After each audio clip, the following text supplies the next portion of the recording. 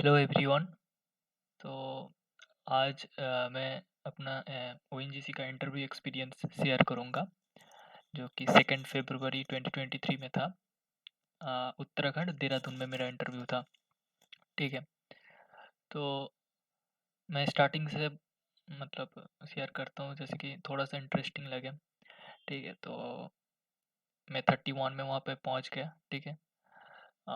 ONGC में आपको hostel नहीं मिलता है, मतलब हॉस्टल मतलब रूम नहीं मिलता है कैंपस के अंदर कि आप पहले चले जाओ तो वहाँ पे एक दिन रहो फिर इंटरव्यू। ऐसा नहीं होता पीआरसी की तरह। पीआरसी में ये फैसिलिटीज़ है, बट ओएनजीसी में आपको अंदर नहीं जाने देते। इंटरव्यू के दिन ही आपको कैंपस में जाने का मौका मिलता है, तो बाहर रहना पड़ता है। ठीक है। तो देहरादून में जाओगे। ठीक है। ओएनजीसी एकेडमी के पास वाला जो ओल्ड फ्रंटियर बेसिन है वहाँ इंटरव्यू हुआ है। ठीक है। तो 2 फरवरी को 8:30 बजे रिपोर्टिंग था। तो वहाँ पे पहुँच के गार्जियन भी अलाउड नहीं होता है, आपको अकेला जाना पड़ता है मतलब कैंपस के अंदर। और इंटरव्यू ख़त्म हो जाने पे तो आप लंच भी कर सकते हो फिर बाहर आ सकते हो। ठीक है। तो पहले तुम कैंपस के अंदर रिपोर्टिंग किया 8:30 बजे। कैंपस के गेट में तुम्हारा आधार कार्ड वेरिफिकेशन होता है और कॉल लेटर देखते हैं वो लोग। ठीक है। फिर तुम्हारी फिर और एक गेट है, वहाँ पे जाके तुम्हें साइन करना पड़ता है अपने जो रजिस्ट्रेशन नंबर नेम है उसके प्लेस में आपको साइन करना पड़ता है। ठीक है। फिर एक रूम पे आपको बैठने के लिए वेटिंग रूम है। ठीक है। वहाँ पे आप बैठोगे। फिर थोड़ी देर बाद एक सर आएगा, फिर वहाँ पे प्रेजेंटेशन चलता है। ओएनजीसी के बारे में बोलता है कि ओएनजीसी के एसेट के बारे में। ठीक है। बेसिन्स के बारे में जो कि वेबसाइट में अवेलेबल है, तो वही चीज़ प्रेजेंट करता है। एक वीडियोज़ है, शायद 15 मिनट्स का कोई वीडियोज़ है। ठीक है। तो वहाँ पे एसेट के बारे में, बेसिन्स, एनुअल प्रोडक्शन। ठीक है। तो और कितना प्रॉफिट हुआ है। ठीक है। नेट प्रॉफिट कितना हुआ है। ठीक है। और सैलरी सैलरी कितना मिलेगा, जो कि आपकी जॉब प्रोफाइल है उसके बेसिस पे सैलरी कितना मिलेगा। प्रमोशन। ठीक है। कौन सी पोस्ट है, कितने सालों में प्रमोशन होता है, ये सब बारे में मतलब ओएनजीसी के रिलेटेड और प्रोफाइल रिलेटेड आपको थोड़ा सा वहाँ पे एक प्रेजेंटेशन दिखाया जाता है। वहाँ पे जो सर है ऐसे ही बोलेगा ना, तो आपको थोड़ा सा ना फ्री हो जाओगे, मतलब बहुत ही अच्छे से प्रेजेंटेशन देता है। ठीक है। मतलब आपको अच्छा लगेगा कि थोड़ा सा ना आप थोड़ा सा प्रेशर रहता है। ठीक है। इंटरव्यू से पहले तो उस प्रेजेंटेशन के बाद थोड़ा सा रिलैक्स हो जाता हो, तो जो कि मैंने फील किया। ठीक है। एक हैप्पी माहौल था। ठीक है। तो ऐसे ऐसे करके मेरा प्रेजेंटेशन हो गया। ठीक है। सो प्रेजेंटेशन के बाद क्या हुआ ना, आपका डॉक्यूमेंट्स वेरिफिकेशन होगा। ठीक है। एक एक करके सर बुलाए, 4-5 स्टूडेंट करके एक सर आएगा। तो 4 स्टूडेंट 5 स्टूडेंट करके जो वेरिफिकेशन रूम है जहाँ पे हो रहा है वेरिफिकेशन, वहाँ पे लेके जाएगा। ठीक है। फिर आपका डॉक्यूमेंट वेरिफिकेशन होता है, फिर आपको बोल देता है कि अ, और एक रूम है वहाँ पे जाके बैठना पड़ता है। ठीक है। और एक मैम रहेगा वहाँ पे, तो मैम आपको बुलाएगा कि आपके इंटरव्यू है अभी, तो आप आ जाओ। ऐसे ऐसे करके एक एक करके बुलाता है। ठीक है। तो इंटरव्यू कितना लास्ट करते हैं, 15 minutes, around 15 minutes, 10 to 15 minutes. ठीक है। 10 to 15 मिनट्स सबका इंटरव्यू ऐसे ही चलता है। ठीक है। तो मेरा इंटरव्यू स्टार्ट हुआ, तो देखते क्या क्या क्वेश्चन मुझे पूछा गया। सो मैंने इंटरव्यू रूम पे गया। ठीक है। सबको विश किया। तो उसके बाद जो एक शायद जो प्रोफेसर जो सर था वहाँ पे, अ, शायद चेयरपर्सन होगा। ठीक है। तो उन्होंने मुझे इंट्रोड्यूस करने के लिए बोला, तो मैंने अपना इंट्रोडक्शन दिया। ठीक है। सो एक मैं बोलता जाऊँगा कि कौन-सा चीज़ मतलब मैंने अपने तरीके से प्रिपेयर किया था। ठीक है। ओएनजीसी इंटरव्यू के लिए। तो मुझे जो फ़ील हुआ कि ऐसे बोलना चाहिए व ऐसे-ऐसे करके। ठीक है। मैंने कुछ स्ट्रैटेजी बनाया था कि इंटरव्यू के लिए, कि इंटरव्यू को आप कैसे चला सकते हो। ठीक है। इंटरव्यू तो चलता है। ठीक है। बट कुछ-कुछ पॉइंट आप लास्ट में छोड़ देते हो, तो उसी से सर क्वेश्चन पूछ लेता है। तो मैंने मैंने ऐसे अप्लाई किया था, तो मेरा सही गया। मतलब ऐसे जो किया मैंने। ठीक है। तो मेरे स्ट्रॉन्ग पॉइंट पे, मतलब मेरा जो स्ट्रॉन्ग ज़ोन है उसी से इंटरव्यू हुआ। ठीक है। बताता हूँ कैसे। देखो, मेरा इंट्रोडक्शन हुआ, तो इंट्रोडक्शन में क्या हुआ ना, इंट्रोडक्शन में मैं अपना जैसे कि नॉर्मली नाम बताया, कहाँ से बिलॉन्ग करता हूँ। ठीक है। एमएससी, बीएससी कहाँ से। ठीक है।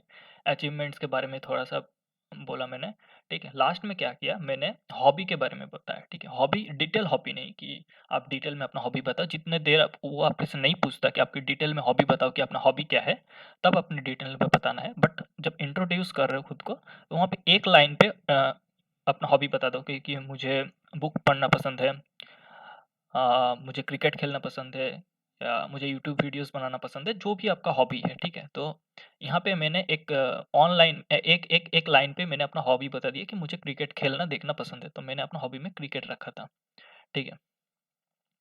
तो मुझे पता था कि अगर हॉबी डिटेल में पूछता है वो तो ठीक है, अलग बात है। बट अब अगर हमें इंट्रोडक्शन में आपका अपना हॉबी बता देता हूँ एक लाइन पे, तो क्या होगा ना, उसी से क्वेश्चन आ सकता है, ठीक है। तो नेक्स्ट क्वेश्चन ऐसे ही मैंने जो एक्सपेक्ट किया, तो मेरा हॉबी से ही क्वेश्चन आ गया, और एक नहीं 4 क्वेश्चन आ गया, ठीक है। तो यहाँ से 4 क्वेश्चन मुझे पूछा गया कि मैंने बताया कि लास्ट में मैंने एक लाइन पे हॉबी बताया कि मुझे क्रिकेट खेलना और देखना पसंद है, ठीक है। तो उन्होंने फिर पूछा कि आपको कहाँ, मतलब क्या पे पसंद है, बैटिंग, बॉलिंग या फील्डिंग? तो मैंने बताया कि मुझे बैटिंग पसंद है, तो ऐसे पहला क्वेश्चन हो गया। सेकंड उन्होंने पूछा कि अच्छा बैटिंग पसंद है, तो अ, आपका फेवरेट बैटिंग पसंद है, तो आप सेकंड क्वेश्चन मुझे पूछा गया कि कहाँ बैटिंग करना पसंद करते हो? तो मैंने बोला कि सर ओपनिंग या ऑन डाउन पे बैटिंग करना पसंद करता हूँ मैं। फिर बोला कि अच्छा बेस्ट ओपनर कौन है अभी करंटली? तो उन्होंने कुछ हिंट नहीं मतलब ऐसा कुछ नहीं बोला कि इंडियन टीम के बारे में ही बोलो, आप कहीं भी बोल सकते हो, बट मुझे लगा कि इंडियन टीम के बारे में बोलना ही सही है और ऐसे भी बेस्ट है। तो ठीक है, तो मैंने बताया कि बेस्ट ओपनर बता दिया एक, रोहित शर्मा मैंने बता दिया, ठीक है। फिर उन्होंने बोला कि अच्छा ओपनिंग ओपनिंग में क्या मतलब प्रॉब्लम होता है, बैटिंग करना में ओपनिंग में क्या प्रॉब्लम होता है? तो मैंने वो स्विंग रिलेटेड कुछ बताया कि इनिशियली बॉल स्विंग करता है, ठीक है? तो उसको टैकल करना थोड़ा-सा प्रॉब्लमेटिक होता है, तो आपको तो बोला कि अच्छा स्विंग को कैसे आप हैंडल करोगे? फिर मेरा क्वेश्चन था कि स्विंग को कैसे आप हैंडल करोगे? तो मैंने बताया कि मतलब जो भी है मैं जैसे समझता हूँ कि अ, विकेट-विकेट खेलना, ठीक है? तो बोला कि स्विंग से कहाँ आउट हो सकता है, मतलब बैट्समैन में से मैंने को पूछा कि स्विंग से ज़्यादातर कहाँ से आउट होता होता है? तो मैंने बोला कि ज़्यादातर लेग बिफोर विकेट होता है और स्लिप में कैच जा सकता है, ठीक है? तो वो लोग सैटिस्फाई थे। तो ऐसे करके मेरा हॉबी से ये क्वेश्चन हो गया, ठीक है? 4-5 क्वेश्चन। फिर उन्होंने पूछा, प्रोफ़ेसर था, प्रोफ़ेसर तो नहीं सर, सर बोलूँगा मैं। तो उन्होंने फिर पूछा कि व्हाट इज़ रेडियो एक्टिविटी? तो रेडियो एक्टिविटी मैंने बताया, ठीक है। फिर न्यूक्लियर फ्यूज़न, ठीक है, ये पूछ लिया मेरे को, ठीक है, हो गया। फिर उन्होंने पूछा कि न्यूक्लियर फ्यूज़न है और फिशन है, तो कौन से प्रोसेस में ज़्यादा एनर्जी प्रोड्यूस होता है? तो फिर मैंने बताया कि न्यूक्लियर फ्यूज़न में ज़्यादा एनर्जी प्रोड्यूस होता है, ठीक है।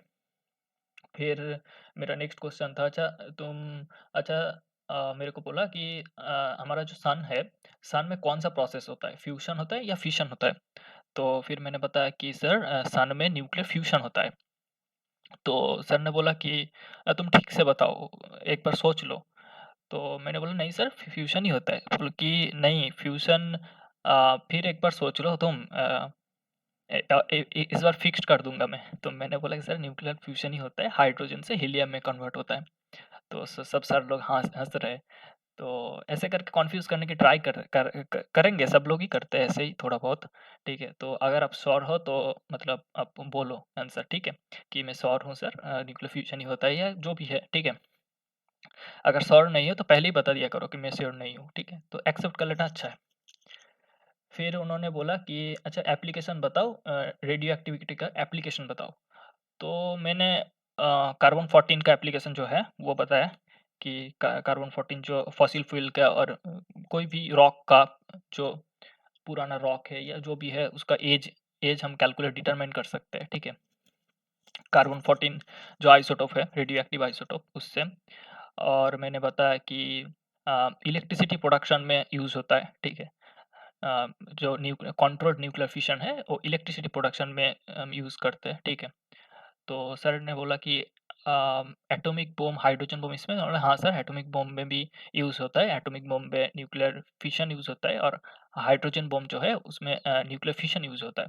न्यूक्लियर फ्यूज़न यूज़ होता है हाइड्रोजन बम में, और अनकंट्रोल्ड न्यूक्लियर फिशन यूज़ होता है एटॉमिक बम में, ठीक है? तो बोला ठीक है।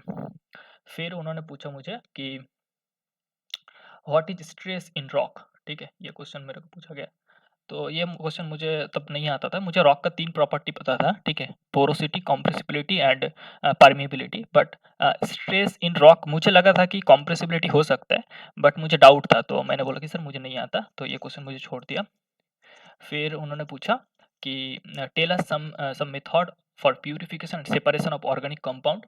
सो ऑर्गेनिक कंपाउंड का सेपरेशन का कुछ मेथड मैंने बताया, ठीक है? तो क्रोमैटोग्राफी के मैंने टीएलसी बताया, थिन लेयर क्रोमैटोग्राफी, क्योंकि मुझे थिन लेयर क्रोमैटोग्राफी मैं पढ़ के गया था, ठीक है?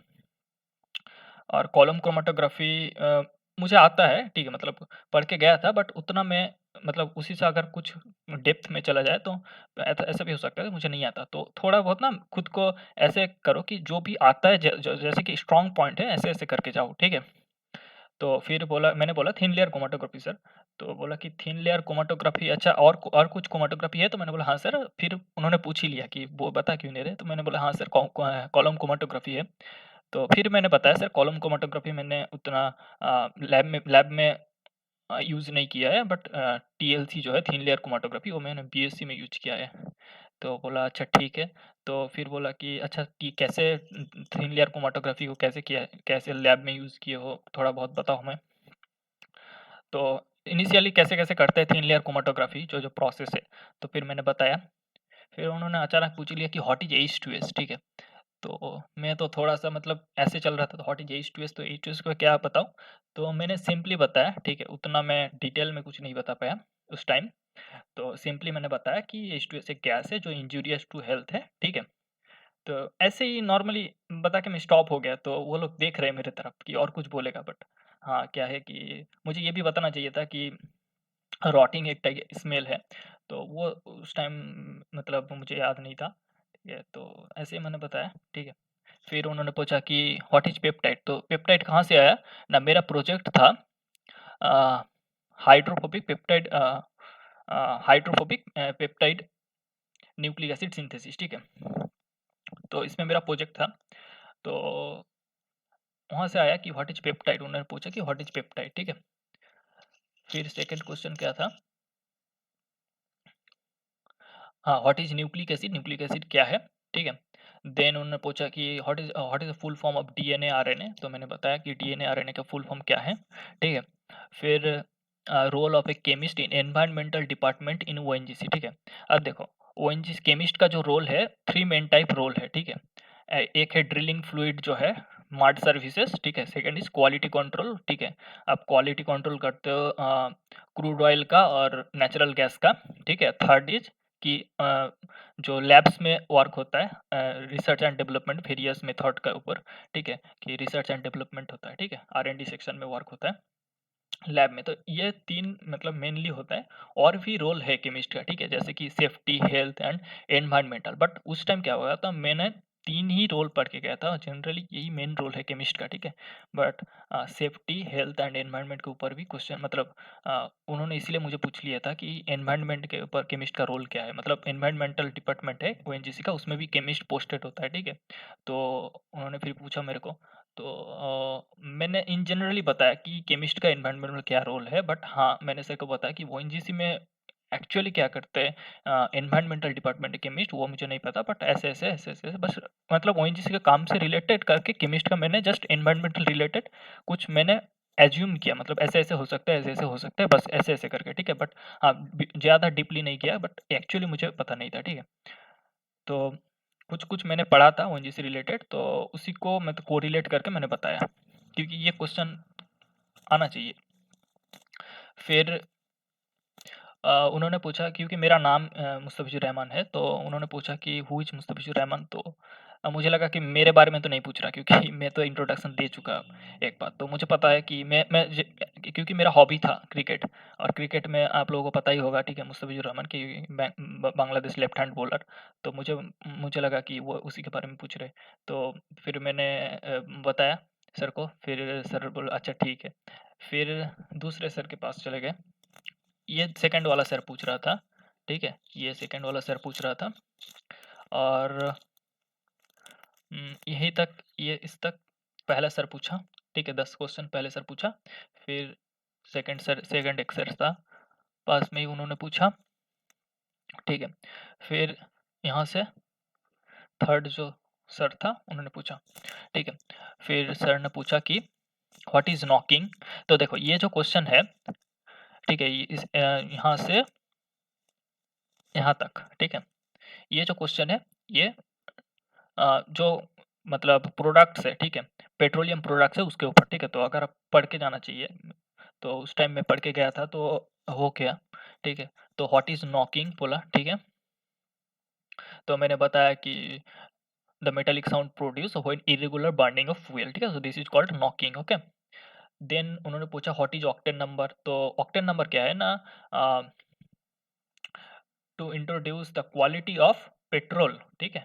सो पेट्रोल का आपको क्वालिटी को अगर इंट्रोड्यूस मतलब उसको आइडेंटिफाई करना है, ठीक है। पेट्रोल का जो क्वालिटी है उसको अगर आइडेंटिफाई करना है तो एक मेथड ऑफ ग्रेडेशन को हम इंट्रोड्यूस करते हैं। तो उस मेथड को क्या बोलते हैं ना, ऑक्टेन नंबर। एक्चुअली क्या होता है ना, ऑक्टेन नंबर से आप पेट्रोल का क्वालिटी को मतलब रिप्रेजेंट करते हैं, ठीक है। इसको बोलते हैं ऑक्टेन नंबर, ठीक है। तो ऐसे-ऐसे मैंने बताया कि ऑक्टेन नंबर क्या है। देन उन्होंने पूछा कि नॉकिंग और ऑक्टेन नंबर क्या रिलेशन क्या है? तो नॉकिंग और ऑक्टेन नंबर का रिलेशन क्या है ना, देखो जितना नॉकिंग होगा, ठीक है, एक इंजन है, ठीक है, इंजन में जितना नॉकिंग होगा उतना क्या होगा ना, इंजन का एफिशिएंसी डिक्रीज कर जाएगा, ठीक है। तो इंजन की अगर एफिशिएंसी डिक्रीज कर जाता है तो एनर्जी लॉस होगा, ठीक है। सो एनर्जी लॉस होगा मतलब क्या होगा ना, उसमें उस जो जो हम पेट्रोल यूज कर रहे हैं, क्योंकि octane number related to petrol, ठीक है। सो ऑक्टेन नंबर उसका क्या होगा, अगर नॉकिंग ज्यादा है तो मतलब ऑक्टेन नंबर कम होगा, ठीक है, उस फ्यूल का इन इंजन स्पेशली बताना, क्योंकि मैंने इंजन बताना भूल गया था। तो सर को बोला ये कहाँ होता है प्रोसेस, तो मैंने बोला सर इंजन पे, तो इंजन, ठीक है। और अगर कोई फ्यूल हम इंजन में यूज कर रहे हैं, ठीक है, उसका अगर नॉकिंग कम है मतलब ऑक्टेन नंबर ज्यादा होगा। तो ये रिलेशन है between knocking and octane number, ठीक है। तो व्हाई नॉकिंग अराइजेस, ठीक है। तो फिर मैंने बताया कि क्यों नॉकिंग अराइज करते हैं, ठीक है। नॉकिंग अराइज करते हैं क्योंकि जो तुम्हारा फ्यूल है, ठीक है, इन इंजन पे जो फ्यूल है, फ्यूल में अगर कोई फ्यूल क्या है, फ्यूल एक हाइड्रोकार्बन है, ठीक है। तो हाइड्रोकार्बन का अगर लीनियर चेन प्रेजेंट होगा देन क्या होता है ना, नॉकिंग ज्यादा होता है। अगर उसमें अनसैचुरेटेड अगर कोई हाइड्रोकार्बन प्रेजेंट है या ब्रांच्ड हाइड्रोकार्बन प्रेजेंट है तो नॉकिंग कम होता है। तो एक लीनियर चेन हाइड्रोफोबिक लीनियर अगर चेन प्रेजेंट है, मतलब एल्केन का हाइड्रोकार्बन एक लीनियर चेन प्रेजेंट है, देन क्या होता है नॉकिंग ज्यादा होता है, ठीक है। तो मैंने ऐसे ऐसे करके बताया कि ऐसे ऐसे करके, ठीक है। सो नॉकिंग मैंने बताया कि कैसे अराइज करते हैं। देन उन्होंने पूछा कि what you use to identify the quality of, ऐसे नहीं पूछा था, उन्होंने पूछा मेरे को कि अच्छा चलो फिर हम डीजल के लिए भी ऑक्टेन नंबर यूज करेंगे। डीजल का जो क्वालिटी है, डीजल का जो क्वालिटी है उसको आइडेंटिफाई करने के लिए भी हम ऑक्टेन नंबर यूज करेंगे। तो मैंने बताया नहीं सर, हम डीजल के लिए ऑक्टेन नंबर यूज नहीं करते, डीजल के लिए हम यूज करते C10 number, CETANE, C10 number, okay. तो उन्होंने बोला अच्छा ठीक है। फिर उन्होंने बोला tell us some name of ONGC basin. तो देखोगे 7-8 ओएनजीसी बेसिन है। तो बेसिन मैंने देख के गया था कि क्या-क्या ओएनजीसी बेसिन है। तो मैंने बताया तो उन्होंने बोला ठीक है, फिर बोला कि आपका हो गया। तो मैंने थैंक यू करके बाहर आ गया। तो ऐसे-ऐसे करके मेरा ओएनजीसी का जो भी था इंटरव्यू का एक्सपीरियंस मैंने शेयर किया, ठीक है। तो ऐसे ही 15 मिनट तक चलता है, 10 से 15 मिनट। मुझे एक्चुअली पता नहीं मेरा कितना चला, बट हाँ 10 से 15 मिनट होगा, इसके बीच में कुछ होगा। तो ऐसे करके इंटरव्यू खत्म हुआ, ठीक है। ओके, आज के लिए इतना ही। Thank you so much.